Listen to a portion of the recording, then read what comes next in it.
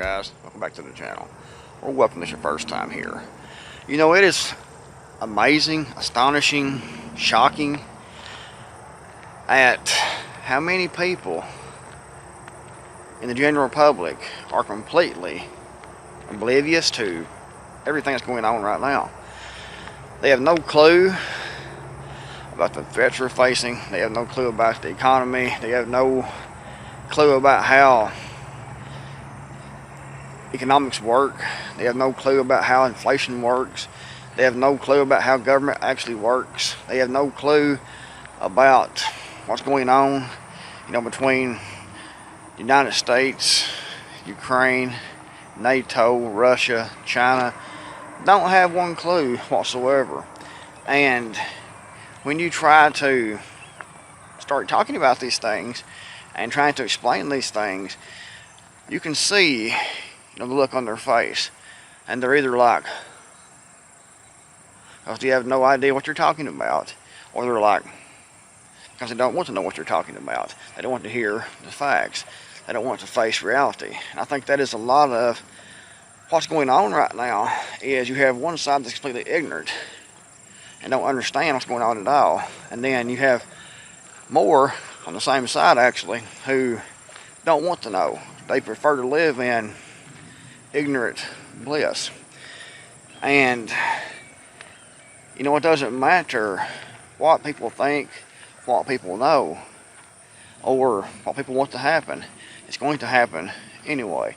These things have repercussions, and I think right now we're past the point of no return. We also have a lot of people who know what's going on, but they refuse to prepare still, because they keep having hopes that elections are going to fix things. Politics is going to fix things. They're going to vote, and it's going to actually count. It's going to actually matter, and they're going to vote in different people that are going to take care of everything. They're going to just fix everything. Or we're going to elect, you know, Donald Trump back in office. He's going to fix everything. He's going to drain the swamp. He's going to put Hillary in jail. He's going to make America great again. And people hold on to that hope.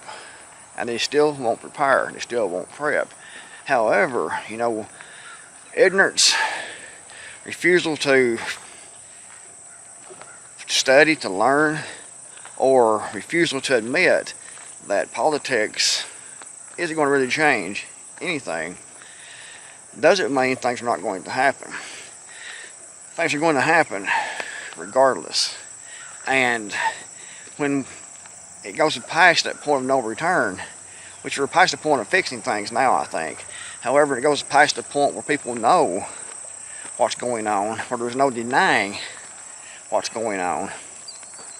And they see, man, what happened? They're going to be in shock.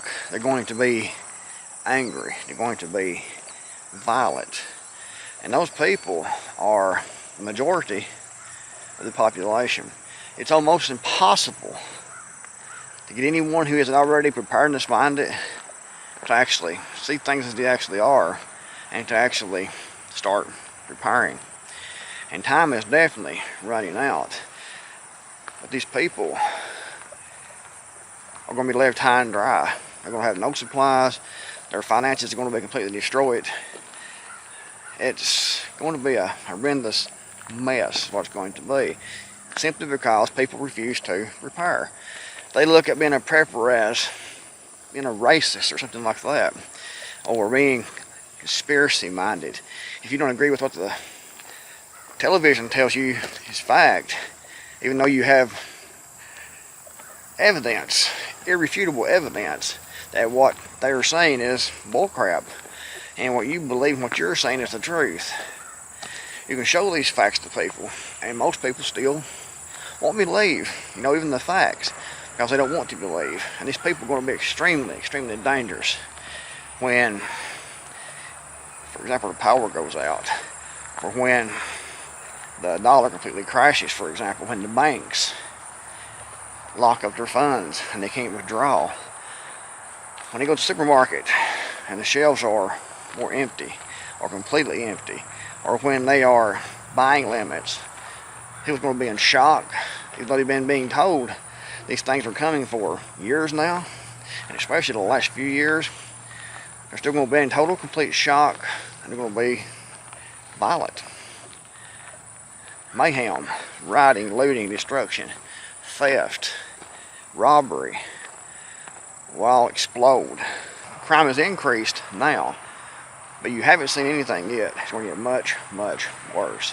You know, I saw this morning that the national debt in the United States was soon to pass the $31 trillion mark.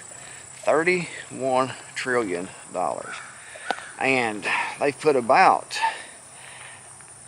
$8 trillion, I think it is, onto the national debt in the last couple of years.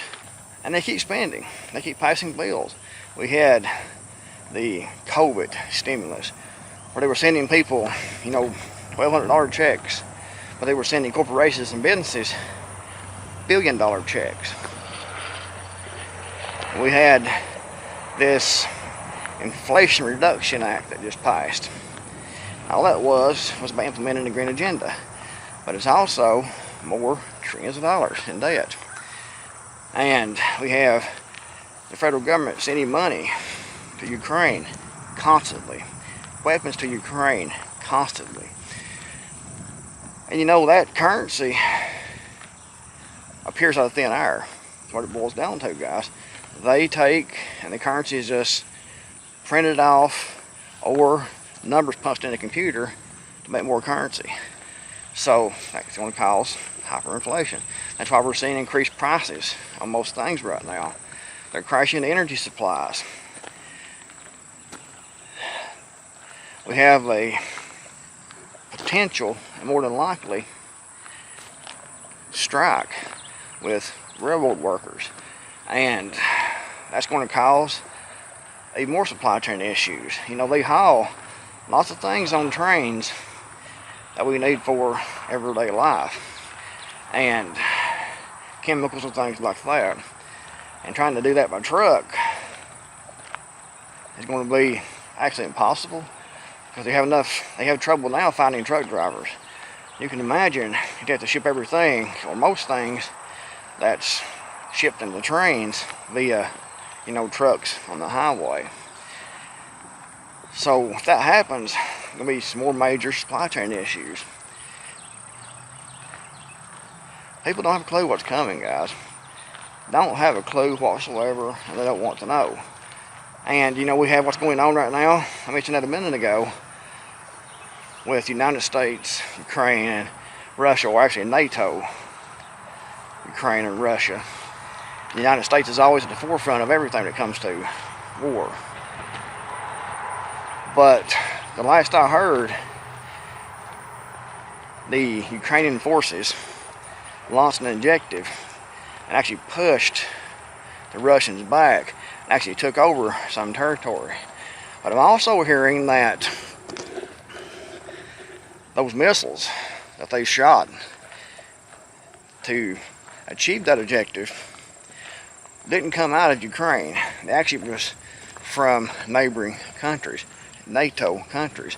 And if that's fact, then that's a recipe for World War III. We're in World War III right now. That's an economic war and a proxy war. But I said about 2 months ago that I thought the United States and Russia will be in a direct military conflict within 6 weeks. And so far, you know, it's not being reported.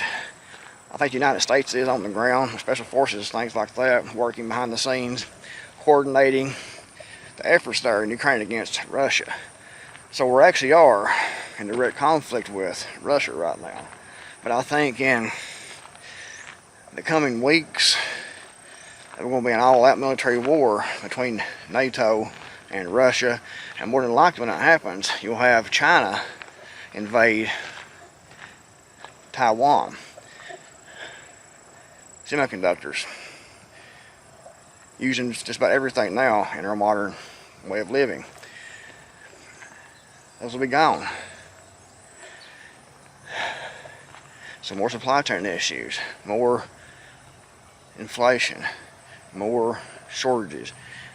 Everything is happening, but yet still yet people are like, completely clueless. Or they're like, I don't want to hear that. You're a conspiracy theorist. Nothing's going to happen. Joe Biden's got it taken care of. Oh, Joe's on the case. It's going to be all great and all good, guys. You're just worried too much. Enjoy life. Don't prepare. And it's falling apart right now. You have people that refuse to prepare, refuse to get ready. No matter what you tell them, no matter what proof you show them, the general public refuses to prepare, refuses to get ready. They're going to be at your door. If they know you have anything, demanding you share what you have. The fruits of what you've put back and what you've worked for, they're going to demand that you share that with them. And if you don't, they'll try to take that from you. So prepare, get ready, stockpile. Everything you need to do as a prepper. We talked about this a million times on this channel before. Do that now as much as you possibly can. But definitely focus on security. Get armed, get ammunition, spare magazines, spare parts, cleaning supplies. Get armed. Know how to use those firearms. Put in security systems around your home. Be cautious when you're out in public. Be cautious when you're out in your front yard. Always keep your situational awareness in top form, because things happen very quickly. And when it all falls apart, right now we're living in a make-believe. People think things are fine, but they don't know. They don't see what's coming. And like I said, we'll need to actually do figure it out. When it starts to happen, there's no more denying it. And they haven't prepared. There's no more time to prepare. They're going to go crazy. Violence will definitely erupt. So focus on your security. Security, security, security. And food storage. If you thought the video was helpful, give it a big thumbs up. Thanks for watching. I'm Creekmore here, and I'll see you guys in the next video, hopefully.